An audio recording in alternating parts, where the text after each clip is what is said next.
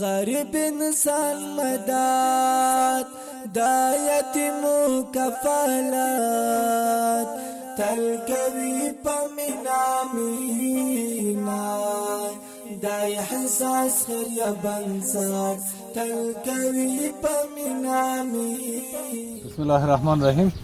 امروز مورخ دوم جوزای سال 1402 ما در قریه کتبخیل مربوط ولسوالی محمد آقای ولایت لوگر قرار داریم و یک حلقه چای را که توسط تیم خدمات اجتماعی سروی شده بود و توسط بخش تکنیکی مؤسسه احساس به سر رسید. امروز عملا ایرا به دست اهالی می سپاریم و مراسم افتتاحیش داریم.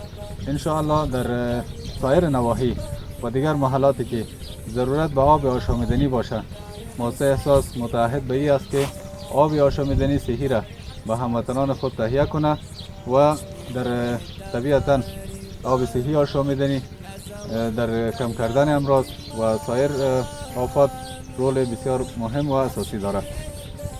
از برادر ما که در تهیه بودجه برنامه مؤسسه احساس را همکاری کردند، از ایشان به نیابت مؤسسه احساس ما قلباً اظهار سپاس و امتنان میکنیم و انشاءالله که خداوند اجر کلان و بزرگی را نصیبشان کرده باشد.